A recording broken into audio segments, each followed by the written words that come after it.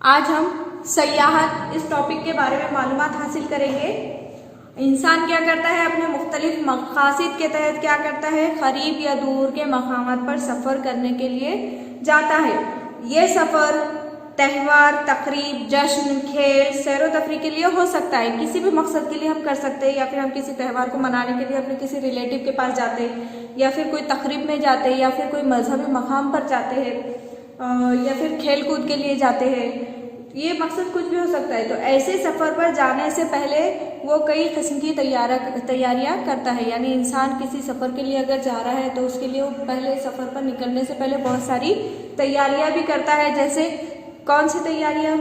सबसे पहले तो उसे मकाम का इंतखाब करना पड़ता है कि उसे कहाँ जाना है और फिर उसके बाद उस मकाम पर पहुँचने के लिए रास्ते का इंतखाब करता है कि बाय रोड जाएगा या फिर बाय एयर यानी हवाई जहाज़ से जाएगा या फिर ट्रेन से जाएगा।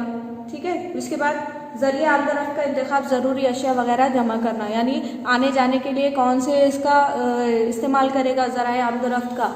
जैसे ट्रेन से जाएगा, बस से जाएगा या फिर प्राइवेट गाड़ी लेकर जाएगा। ठीक है।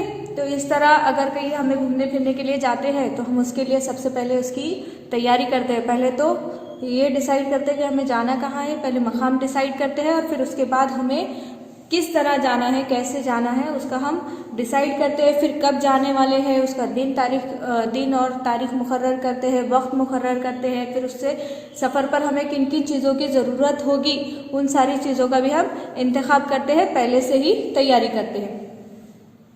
अब सयाहत की तारीफ क्या है? अपनी रिहायशगाह को छोड़कर मुख्तलिफ मकामात की सैर करने, यानी हम अपनी रिहायशगाह यानी हमारे घर को छोड़कर हम क्या करते हैं, मुख्तलिफ मकामात की सैर करने जाते हैं, खुशियाँ हासिल करने जाते हैं, या फिर लुत्फ उठाने यानी एंजॉय करने के लिए जाते हैं, या फिर तफरीह करने या तिजारत करने।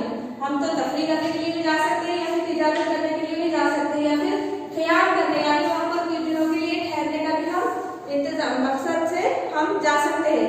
तो ये तमाम मकासद से सफर करने को क्या कहते हैं? सयाहत कहते हैं। इनमें से कोई भी मकसद हो सकता है, जैसे हम मुख्तलिफ मकामात की सैर के लिए जा सकते हैं, खुशी हासिल करने के लिए, लुत्फ़अंदोज़ होने के लिए, तफरीह करने के लिए, या फिर तिजारत करने के लिए, या फिर वहाँ पर मुक़ाम करने के लिए। ये तमाम मकासद से सफर करने को क्या कहते हैं? सयाहत कहते हैं। सयाहत इंसान की एक कदीम सरगर्मी है। बहुत पुराने ज़माने से ये टूरिज़्म का जो है तो दौर चला रहा है। आज के जदीद दौर में इसमें बहुत सी तब्दीलियाँ भी आई है और आज ये बहुत तेज़ी से तरक्की करती हुई एक सनत बन गई है। सयाहत क्या है? एक बहुत तेज़ी से तरक्की करती हुई एक सनत बन गई है और सयाहत का शुमार सलासी पेशों में होता है। किस में होता है? सलासी पेशों में होता है और ये गैर मरई नादीदा तिजारत कहलाती है। अब सयाहती मकामात कौन कौन से हैं? तो बहुत सारे मकामात ऐसे हैं जो मुख्तलिफ वजूहात की बिना पर सयाहती मकामात का दर्जा रखते हैं। इनमें से कुछ कौन से हैं? कुदरती खूबसूरती, खुशगवार आबो हवा, दिलकश मनाजिर, यानी ऐसे वहाँ पर मनाजिर है जो कुदरती खूबसूरती को जाहिर करते हैं और वहाँ की आबो हवा भी क्या होती है? बहुत ही ज़्यादा खुशगवार होती है। मसलन कौन से? महाबलेश्वर है, खंडाला है, लोनावला है, पंचगनी है, माथेरान है, जम्मू कश्मीर है, कुल्लू मनाली, स्विट्ज़रलैंड। ये ऐसे मकामात है जो बहुत ही ज़्यादा कुदरती खूबसूरती को जाहिर करते हैं और वहाँ की आबो हवा भी बहुत ही ज़्यादा खुशगवार है, दिलकश है। और कुछ गर्म पानी के चश्मे हैं और कुछ मकामात साहिल समंदर के, जैसे अलीबाग है, श्रीवर्धन, गोहागर, गोल्डन बीच, मियामी बीच वगैरह। ये ऐसे गर्म साहिल समंदर के इलाके हैं जो सयाहती मकामात की अहमियत रखते हैं। और सयाहती मकामात में कुछ तारीखी इमारतें भी है, जैसे बीबी का मकबरा है, ताजमहल वगैरह है, लाल किला, फतेहपुर सीकरी वगैरह। ये ऐसे तारीखी इमारतें हैं जो सयाहती हिसाब से बहुत ही ज़्यादा अहमियत के हामिल हैं। और कुछ उसके अंदर संग तराशी यानी पुराने ज़माने में जो पत्थर को तराश कर जो बनाए गए ऐसे मकामात, जैसे एलोरा, अजंता, एलिफेंटा वगैरह। ये ऐसे मकामात हैं जो संग तराशी की बहुत ही ज़्यादा अहम मिसाल है। उसके बाद कुछ मजहबी मकामात है जहाँ पर लोग अक्सर जाते हैं, जैसे कौन से? शिरडी, पंढरपुर, तुलजापुर, शिवापुर, अजमेर वगैरह कुछ ऐसे मजहबी मकामात है जहाँ पर अक्सर लोग जाते हैं। फिर उसके बाद मामन है, फिर कुछ किले हैं जैसे शिवनेरी, रायगढ़, विजयदुर्ग वगैरह कुछ ऐसे, सिंधुदुर्ग, कुछ ऐसे किले हैं जहाँ पर भी लोग अक्सर सयाहत के लिए जाते हैं।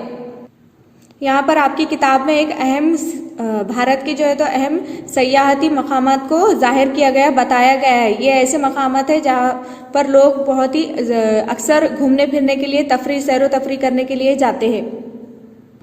और ये नक्शे में जो मकामात बताए गए हैं वो मुख्तलिफ वजूहात की बिना पर मशहूर है हमारे भारत में। मसलन कुदरती खूबसूरती, खुशगवार आबोहवा, दिलकश मनाजिर, गर्म पानी के चश्मे, साहिली किनारे, तारीखी इमारतें, संग तराशी, मजहबी मकामात, मामन जैसे मकामात सयाहों के लिए बहुत ही ज़्यादा कशिश रखते हैं। अब उसके बाद हम देखेंगे सियासी सरहदों के लिहाज से सयाहत की किस्में।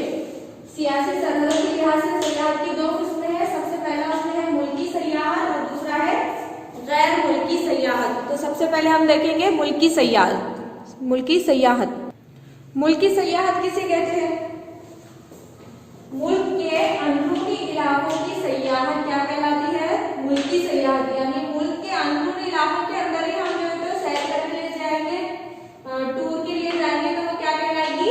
मुल्की सयाहत। अब फॉर एग्जाम्पल क्या है, महाराष्ट्र के लोग सयाहत के लिए क्या करते हैं? तमिलनाडु रियासत में जाते हैं, कन्याकुमारी की सैर को जाते हैं, या फिर कोई दूसरे शहर के लोग क्या करते हैं, जैसे बॉम्बे, पूना वगैरह के लोग क्या करते हैं, औरंगाबाद आते हैं अजंता एलोरा गार देखने के लिए, बीबी का मकबरा देखने के लिए, या फिर यहाँ के लोग, औरंगाबाद के लोग आगरा जाते हैं ताजमहल देखने के लिए। तो ये क्या कहलाती है? मुल्की सयाहत कहलाती है। यानी ये मुल्की सरहदों के अंदर ही ये सयाहत की जाती है, तो उसे क्या कहते हैं? मुल्की सयाहत। और उसके बाद दूसरा क्या है? गैर मुल्की सयाहत। तो गैर मुल्की सयाहत क्या कहते हैं? किसे कहते हैं? अपने मुल्क की सरहद पार करके दूसरे मुल्क की सयाहत को जाना क्या कहलाता है? गैर मुल्की सयाहत। यानी जिस सयाहत में हम हमारे मुल्क की सरहद को पार कर लेते हैं, हमारे भारत की बॉर्डर को पार करके दूसरे मुल्क में जाते हैं, तो वो क्या कहलाती है? गैर मुल्की सयाहत। जैसे भारत के लोग कहाँ जाते हैं? फॉर एग्जाम्पल स्विट्जरलैंड जा रहे हैं, अमेरिका जा रहे हैं, हमारे अमेरिका के लोग भारत आ रहे हैं, या फिर इंडिया के लोग इंग्लैंड जा रहे हैं, लंदन जा रहे हैं, पेरिस जा रहे हैं, यूएस जा रहे हैं। तो ऐसा ये सारी सयाहत क्या कहलाती है? गैर मुल्की सयाहत। यहाँ पर हम अपने मुल्क की सरहद को पार करके दूसरे मुल्क में जाते हैं घूमने फिरने के लिए, तो ये कहलाती है गैर मुल्की सयाहत। क्या आपको पता है कि गैर मुल्की सयाहत के लिए क्या जरूरी है? पासपोर्ट होना जरूरी है, वीजा होना जरूरी है, रवानगी का इजाजतनामा भी जरूरी है, सफरी बीमा और दीगर जरूरी दस्तावेजात हासिल करना होता है। गैर मुल्की सयाहत के लिए हमें पासपोर्ट, वीजा, रवानगी का इजाजतनामा, सफरी बीमा और दीगर जरूरी दस्तावेजात की जरूरत होती है। किसके लिए? गैर मुल्की सयाहत के लिए। और इन सारी चीजों के अलावा हमें गैर मुल्क की सयाहत के लिए अगर जाना है तो हमारे पास उस मुल्क की सयाहत करने के लिए उस मुल्क की करेंसी हमारे पास होना बहुत ही ज़्यादा ज़रूरी है। तो इसके लिए हमें क्या करना पड़ता है? हमें अपने मुल्क की करेंसी उस मुल्क की करेंसी से तब्दील करना पड़ती है। हमारे इंडिया के रुपीस अमेरिका में नहीं चलेंगे और अमेरिका के जो पैसा है वो हमारे इंडिया में नहीं चलेगा। तो इसके लिए हमें क्या करना पड़ता है? अपने मुल्क की करेंसी को उस मुल्क की करेंसी से तब्दील करना होता है। अब हम इसके बाद देखेंगे सयाहत के मकासद और सयाहती मकामात की खुसूसियात के लिहाज से सयाहत की किस्में। तो सबसे पहले उसमें आता है मजहबी सयाहत। उसमें क्या करते हैं लोग? मुक़द्दस मकामात की सैर के लिए जाते हैं। फॉर एग्जाम्पल यहाँ पर आपकी किताब में देखिए, यहाँ पर एक जत्रा की फोटो दी हुई है, तो ये क्या है? मजहबी मकामात की सैर है। तो इसी तरह जो है तो लोग जत्रा में जाते हैं या फिर दरगाह वगैरह में जाते हैं, कहीं के उर्स वगैरह जहाँ पर होता है तो वहाँ पर लोग वहाँ पर भी सयाहत के लिए जाते हैं। तो जत्रा में जाना और उर्स में जाना क्या है? एक मजहबी सयाहत है। उसके बाद क्या है? तिब्बी व मुआलिजाती सयाहत। ये कौन सी होती है? इलाज की गर्ज से क्या करना? योगा के मराकज़ या प्राणायाम वगैरह ऐसे मकामात पर जाना क्या कहलाता है? तिब्बी व मुआलिजाती सयाहत। यहाँ पर देखिए आपकी किताब में एक तिब्बी व मुआलिजाती सयाहत के लिए लोग यहाँ पर अपनी बीमारी को दूर करने के लिए यहाँ पर योगा के मराकज़ में जमा हुए हैं। तो ये क्या कहलाता है? तिब्बी व मुआलिजाती सयाहती मकामात। उसके बाद और क्या होता है? ज़िराती सयाहत, किसी भी देहाती इलाके की सैर करना, वहाँ की जो है तो सकाफत को समझना, उनकी सरगर्मियों को देखना, वहाँ के लोगों का रहन सहन देखना, वहाँ के हर चीज़ के बारे में मालूमात हासिल करना, उस इलाके के बारे में, ये क्या कहलाता है? ज़िराती सयाहत। उसके बाद फिल्मी सयाहत होती है, जहाँ फिल्मों की शूटिंग होती है, मसलन मुंबई में फिल्म नगर और रामोजी फिल्म सिटी हैदराबाद में, ये क्या है? फिल्मी सयाहत कहलाती है, जहाँ पर लोग क्या करते हैं? फिल्मों की शूटिंग होती है, उन मकामात को देखने के लिए जाते हैं। उसके बाद आती है जंगलाती सयाहत, जंगलाती इलाके की सैर करना, जैसे कोहे सह्याद्री के घने जंगलात, यानी किसी भी जंगल के हम सैर करने के लिए जाते हैं तो वो क्या कहलाती है? जंगलाती सयाहत। यहाँ पर आपकी किताब में देखिए एक फ़ोटो भी दी गई है, यहाँ पर लोग जो है तो जंगल की सैर कर रहे हैं, तो ये जंगलाती सयाहत कहलाती है। अब उसके बाद आता है महमाती सयाहत, वो किसे कहते हैं? ऐसे कोहे पैमाई जहाँ महमाती खेल जैसे स्नो हॉकी, स्केटिंग, स्काइलिंग वगैरह की जाती है। ये देखिए आपकी किताब में एक तस्वीर दी गई है, ये एक महमाती खेल है जहाँ पर बर्फीले इलाके में जो है तो स्केटिंग की जा रही है, तो ये एक महमाती खेल है जो क्या कहलाता है? महमाती सयाहत। उसके बाद नेक्स्ट आता है ज़ेरे समंदर हयाती दुनिया की सयाहत। क्या करते हैं? उसके अंदर समंदर की गहराइयों में उतरकर समंदरी हैवानात, नबातात को देखना, तो क्या कहलाता है? समंदर की गहराइयों में अगर हम जाकर वहाँ के समंदर के अंदरूनी जो नबातात और हैवानात हैं उनको देखना, उनका मुशाहिदा करना, तो क्या कहलाता है? ज़ेरे समंदर, यानी समंदर के अंदर की हयाती दुनिया की सयाहत कहलाता है। मसलन क्या है? कोकन में तारकुंडली मकाम पर स्नॉर्कलिंग और स्कूबा डाइविंग की सहूलत मुहैया है। ये देखिए आपकी किताब में एक तस्वीर भी दी गई है जो ज़ेरे समंदर हयाती दुनिया का मुशाहिदा कर रहे हैं, वहाँ के नबातात और हैवानात के बारे में मालूमात हासिल कर रहे हैं, तो ये क्या कहलाता है? ज़ेरे समंदर हयाती दुनिया की सयाहत कहलाता है। अब उसके बाद नेक्स्ट पॉइंट आता है माहौल दोस्त सयाहत, यानी सयाहत के दौरान इस बात का ख्याल रखना कि सयाहों से माहौल को नुकसान ना पहुँचे और माहौल तबाह ना हो। यानी हम जिस भी जगह सैरो तफरी के लिए जा रहे हैं, सयाहत के लिए जा रहे हैं, तो इस बात का हमें ख्याल रखना ज़रूरी है कि वहाँ के आसपास का माहौल, वहाँ के अतराफ का माहौल बिल्कुल भी ख़राब ना हो, उसे किसी भी चीज़ को नुकसान ना पहुँचे और वहाँ की साफ़ सफाई जो है तो बरकरार रहे, वहाँ पर गंदगी बिल्कुल भी ना फैलानी चाहिए। क्या आपको पता है कि आजकल सयाहत के लिए हमारे मोबाइल्स में एक जीपीएस निज़ाम या जीपीएस आले का इस्तेमाल ज़्यादा बड़े पैमाने पर किया जा रहा है? इसके लिए ग्लोबल मैप जैसे एप्लीकेशन का इस्तेमाल किया जाता है। जीपीएस में क्या किया जाता है? ग्लोबल मैप एप्लीकेशन का इस्तेमाल किया जाता है और इस सिस्टम में मौजूद नक्शों के ज़रिए हमें ये पता चलता है कि हम कहाँ किस मकाम पर हैं और ये तय करने के बाद हमें कहाँ जाना है, यानी उस मकाम के बाद कौन सा मकाम आने वाला है और वहाँ उसके बाद हमें कहाँ जाना है, उसका हमें आसानी से पता चलता है। उस जगह पहुँचने के लिए मुतबादिल रास्तों, फासलों और गाड़ियों की अक़साम के लिहाज से दरकार वक्त, यानी हमें कितना वक्त लगेगा उस मकाम पर पहुँचने के लिए, ये भी हमें पता चल जाता है। और रास्ते की सहूलियात जैसे पेट्रोल पंप, ताम खाने यानी खाने के लिए होटल्स वगैरह, क़याम के इंतज़ाम वगैरह की मालूमात भी उसमें दी जाती है। उसके बाद सयाहत एक पेशा है, सयाहत एक अहम सलासी पेशा है और अभी के मॉडर्न ज़माने में इसकी बहुत ही ज़्यादा इसकी अहमियत में बहुत ज़्यादा तेज़ी से इजाफा हो रहा है और ये एक नादीदा तिजारत या गैर मरई तिजारत भी इसे कहते हैं, इसे सयाहत को। और बाज़ मुल्कों और बाज़ इलाकों की मईशत का दारोमदार किस पे होता है? सिर्फ सयाहत पर ही होता है, यानी वहाँ पर जितने लोग ज़्यादा लोग घूमने फिरने के लिए आएंगे उस इलाके की उसमें इनकम में और उसकी शोहरत में इजाफा होता है। उसके बाद हम देखेंगे सयाहत की अहमियत क्या है। मुख्तलिफ मुल्कों की कुदरती, मुआशरती, तहजीबी और सकाफती ज़िंदगी मुतारिफ होती है, यानी इससे हम अगर कहीं पर घूमने फिरने के लिए जाते हैं, वहाँ पर सयाहत के लिए जाते हैं, तो वहाँ पर मुख्तलिफ मुल्कों की जो कुदरती और मुआशरती और तहजीबी और सकाफती ज़िंदगी है उससे हम मुतारिफ होते हैं, उसका हमें पता चलता है कि किस मुल्क में कैसी तहजीबी ज़िंदगी है, सकाफती ज़िंदगी है और वहाँ की मुआशरत कैसी है। और मुल्की व गैर मुल्की सयाहों की आमद की वजह से क्या होता है? मुल्क को ज़ेरे मुबादला मिलता है, यानी अगर हम मुल्क के मुल्क में यानी हमारे ही मुल्क में जाते हैं या किसी गैर मुल्क से लोग घूमने फिरने के लिए हमारे पास आते हैं तो उसकी वजह से क्या हो जाता है, मुल्क की मईशत में इजाफा होता है, इनकम में इजाफा होता है। इसका इस्तेमाल सयाहती मकामात की तरक्यात के लिए होता है।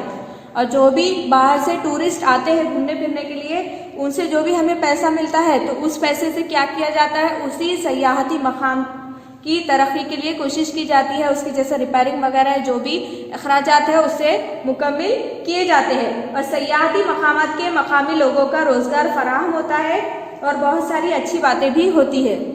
जो भी सयाहती मकाम होता है वहाँ के लोगों को उस मुकाम की वजह से रोजगार भी मिलता है।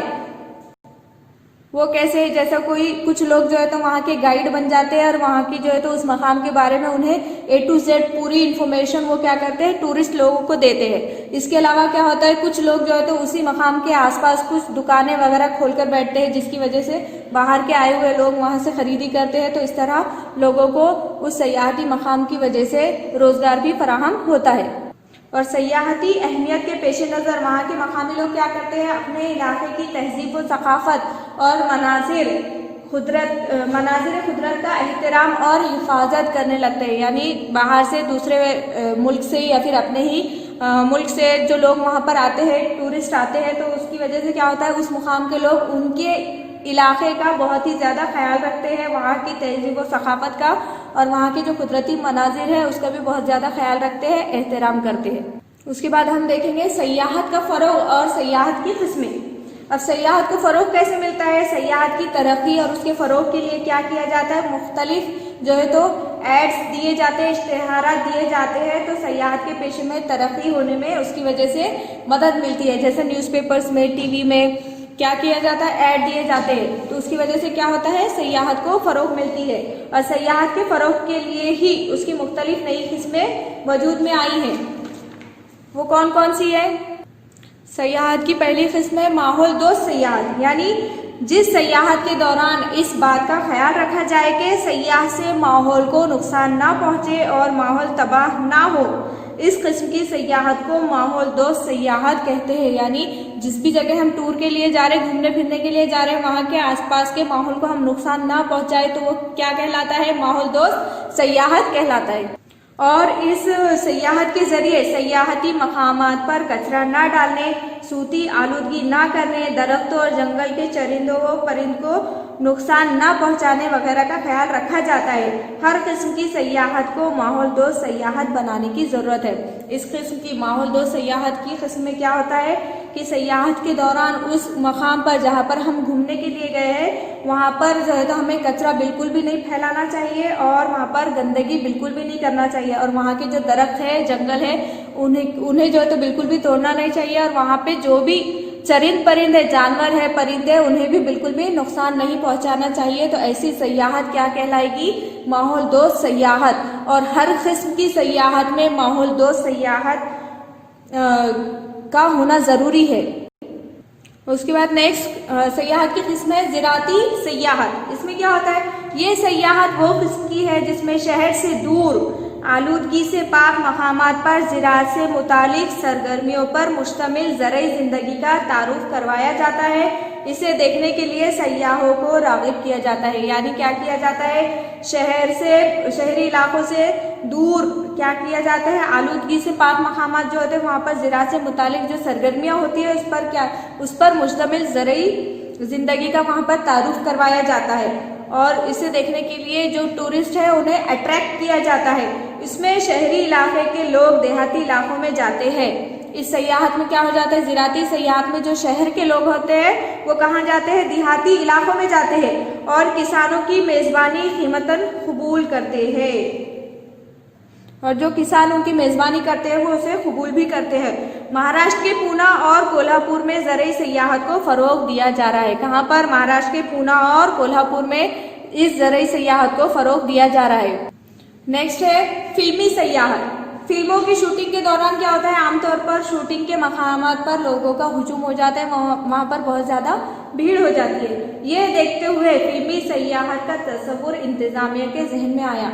ये लोगों की भीड़ को देखकर, जैसे फिल्मों की शूटिंग होती है तो वहाँ पर बहुत ज़्यादा लोग क्या हो जाते हैं, जमा हो जाते हैं। तो इसे देखकर क्या हुआ, इंतज़ामिया के जहन में फिल्मी सयाहत का तस्वुर उनके जहन में आया और फिल्मों की शूटिंग के मकामात की जानिब सयाहों को राग़िब करने के लिए ऐसे मकामात पर मुख्तलिफ किस्म की खिदमात और सहूलतें फराहम की गई। यानी हमें टूरिस्ट को अट्रैक्ट करने के लिए क्या किया गया, फिल्मों की शूटिंग के मकामात पर मुख्तलिफ खिदमात और उन्हें सहूलतें फराहम की गई और आज ये फिल्मी सयाहत तरक्की कर रही है। मसलन क्या है, कौन सी है? मुंबई में फिल्म सिटी यानी मुंबई फिल्म नगरी और हैदराबाद में रामोजी फिल्म सिटी वगैरह बहुत ही ज़्यादा फिल्मी सयाहत के लिए मशहूर है। उसके बाद नेक्स्ट पॉइंट है ज़ेरे समंदर सयाहत यानी समंदर के अंदर सयाहत। ये एक निहायत ही जदीद किस्म की सयाहत है। ये क्या है? बहुत ही ज़्यादा जदीद किस्म की सयाहत है। सयाहों को ज़ेरे समंदरी आबी हैवानात और नबातात की सैर करवाई जाती है। जो भी टूरिस्ट होते हैं उन्हें समंदर के अंदर के जो आबी हैवानात होते हैं, पानी में रहने वाले हैवानात और नबातात की क्या की जाती है? सैर करवाई जाती है। उन्हें ज़ेरे समंदर दुनिया से वाकिफ करवाया जाता है और नबातात की सैर करवाई जाती है। ये ज़मीन के अंदर की पानी के अंदर की, समंदर के अंदर की दुनिया से उन्हें वाकिफ करवाया जाता है और नबातात की उन्हें सैर करवाई जाती है। इस जगहों पर सयाहों को स्नॉर्कलिंग और स्कूबा डाइविंग ज़ेरे समंदर तनफ्फुस में मदद करने वाले आलात की सहूलत मुहैया की जाती है। यानी पानी के अंदर सांस कैसे लेंगे तो उसके लिए क्या किया जाता है? ऐसे आलात उन्हें फराहम किए जाते हैं जिसके ज़रिए वो पानी में सांस ले सके। और महाराष्ट्र के शोबे सयाहत ने कोकण के ज़िला सिंधुदुर्ग के ताल्लुक मालूम के मकाम तारकुर्ली में बैनुल अक़वामी दर्जे का हामिल स्कूबा डाइविंग का तरबियती मरकज़ कायम किया है। इसने महाराष्ट्र के शोबे सयाहत ने कहा पर कोकण के ज़िला सिंधुदुर्ग में। अब उसके बाद हम देखेंगे भारत में सयाहत के फ़रोग़ के इम्कानात क्या है, क्या क्या उमूर है जिसकी वजह से भारत में सयाहत को फ़रोग़ मिल सकता है। तो सबसे पहला क्या है उसमें, भारत कुदरती व समाजी एतबार से तनु और रंगारंगी से भरपूर मुल्क है। यानी यहाँ पर कुदरती मनाज़िर भी बहुत अच्छे हैं। यहाँ पर मुख्तलिफ मज़ाहिब के लोग, मुख्तलिफ ज़बानें बोलने वाले लोग आपस में एक दूसरे के साथ मिलजुल कर रहते हैं। तो इस तरह भारत क्या है, कुदरती व समाजी एतबार से तनु और रंगारंगी से भरपूर मुल्क है। यहाँ सयाहत के पेशे के काफ़ी रोशन इम्कानात है और इसकी वजह से क्या है, यहाँ पर सयाहत के पेशे को जो है तो फ़रोग़ मिलने के बहुत ही ज़्यादा इम्कानात है। भारतीय खित्ते में कुदरती हुस्न, पुरकशिश मनाजिर, हिमालय जैसे बुलंद बाला पहाड़ी सिलसिले और दिलकश साहिली इलाके सयाहों को अपनी जानिब राग़िब करते हैं। भारतीय खित्ते में क्या है, बहुत ही ज़्यादा खूबसूरत और पुरकशिश मनाजिर है।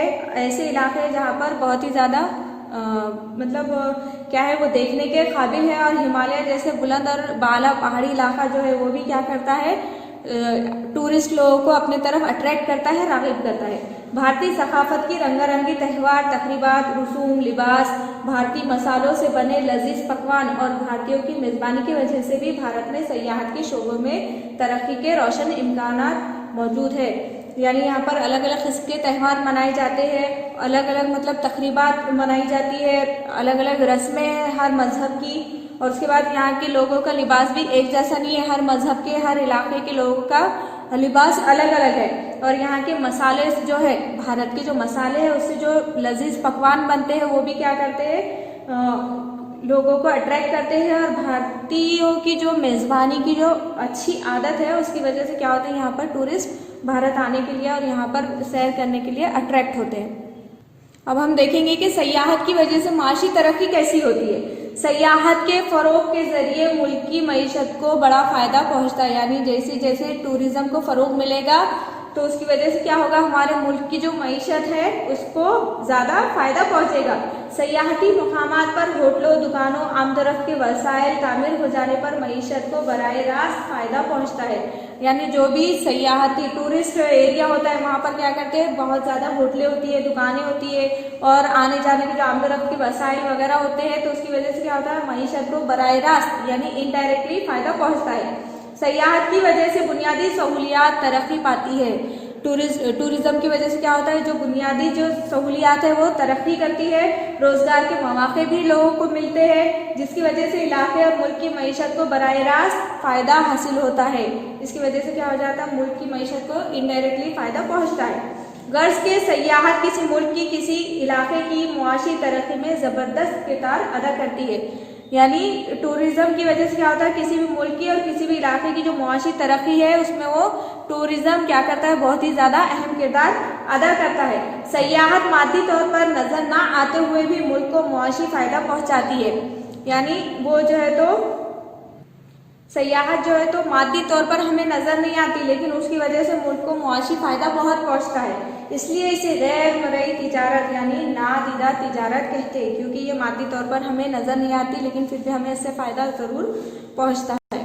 नेक्स्ट पॉइंट है सयाहत और माहौलियाती इर्तिखाब। हम देखेंगे कि सयाहत की वजह से टूरिज्म की वजह से माहौलियात में यानी अतराफ की जो माहौल है उसमें इर्तिखाब कैसे होता है। सयाहत को फ़रोग देने के लिए हुकूमत क्या करती है, कुदरती मकामात और जंगलाती तहफ़्फ़ुज़गाहों और कौमी बागों को फ़रोग देती है। टूरिज़्म को अगर हमें फ़रोग देना है तो हुकूमत क्या करती है, गवर्नमेंट क्या करती है, जो कुदरती मकामात होते हैं, जंगलात होते हैं, उन्हें जो है तो और कौमी बाग जो होते हैं, नेशनल पार्क्स, उनको क्या करती है, फ़रोग देती है।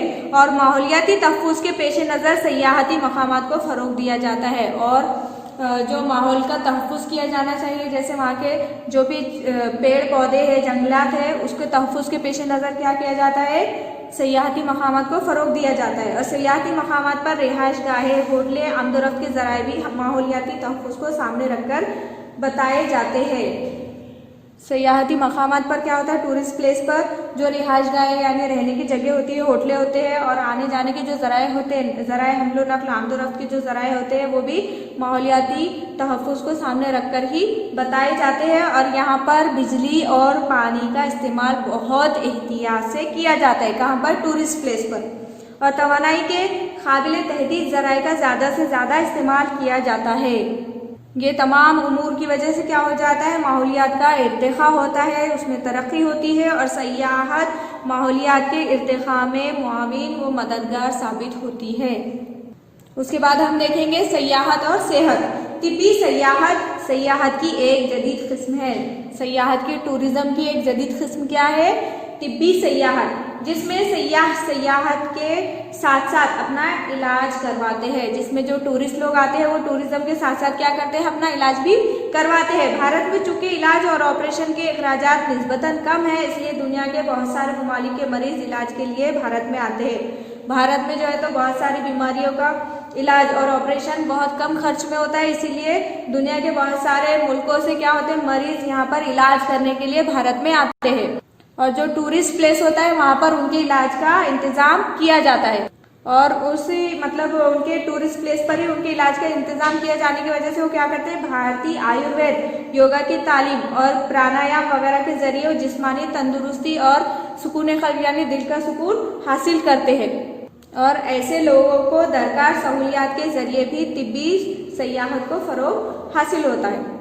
उसके बाद हम देखेंगे सयाहत और समाजी इर्तिखा, यानी सयाहत के जरिए समाजी इर्तिखा कैसा होता है। अगर सयाहत में हम जो है तो देही सकाफत, आदिवासी ज़िंदगी और आदिवासी सकाफत को शामिल कर लिया जाए तो ये सयाहत समाजी इर्तिखा में बड़ी मददगार साबित होती है। यानी आदिवासी लोगों की ज़िंदगी और आदिवासी सकाफत को और देही सकाफत को अगर हम शामिल कर देंगे टूरिज़्म में तो ये क्या होगा, समाजी इर्तिखा में, समाज की तरक्की में बहुत ज़्यादा मददगार साबित हो सकती है। मसलन महाराष्ट्र के मेलघाट में आदिवासी ज़िंदगी, बाबा आमटे के मिसाली गांव आनंदवन और रालेगन, सीधी और हेवरले गांव वगैरह मिसाली गांव को सयाहत के मराकज़ में शामिल कर लिया जाए तो सयाहत के ज़रिए लोगों को समाजी वाक़फ़ियत पैदा होगी और इन इलाकों को फ़रोग़ भी हासिल होगा।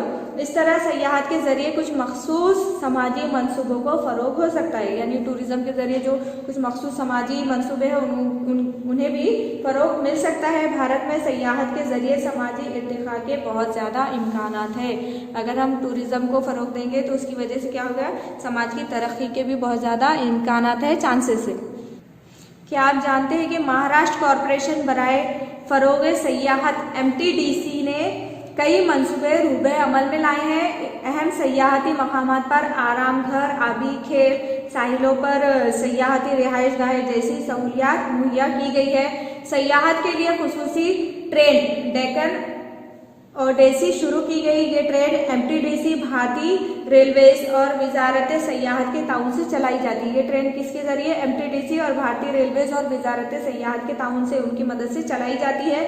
ये ट्रेन सयाहों को ये ट्रेन क्या करती है, टूरिस्ट लोगों को नासिक, एलोरा, अजंता, कोल्हापुर, गोवा, रत्नागिरी से मुंबई तक सयाहत करवाती है, टूर करवाती है। इस ट्रेन को चलता फिरता शाही महल कहा जाए तो ये बेजा ना होगा।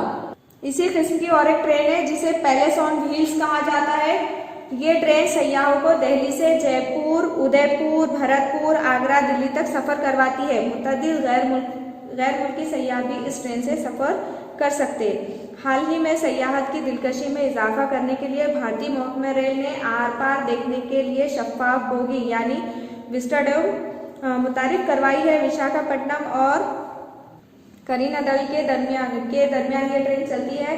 ये ट्रेन पूरी तरह एयर कंडीशन है और बोगियों की छतें और खिड़कियां कांच से बनी होती है, जिसमें बैठकर आप अराको वादी, अनंतगिरी घाट और बोरा गुहा के दिलकश कुदरती मनाजिर से पूर्व इलाकों से लुत्फ अंदोज हो सकते हैं। इस तरह भारत में सयाहत को फ़रोग देने के लिए मुख्तलिफ इक़दाम उठाए जा रहे हैं। इस तरह इस सबक में हमने सयाहत किसे कहते हैं, टूरिज़्म किसे कहते हैं, सयाहती मकामात कौन कौन से, उनकी किस्में कितनी हैं और सयाहत की किस्में कितनी हैं और उसके बाद उसके मकासद क्या है, फिर उसके बाद जो है तो सयाहत की अहमियत क्या है और सयाहत किस तरह मुआशी तरक्की, माहौलियाती तरक्की और समाजी तरक्की में मददगार साबित होती है। इन बातों के बारे में हमने मालूमात हासिल की। Thank you.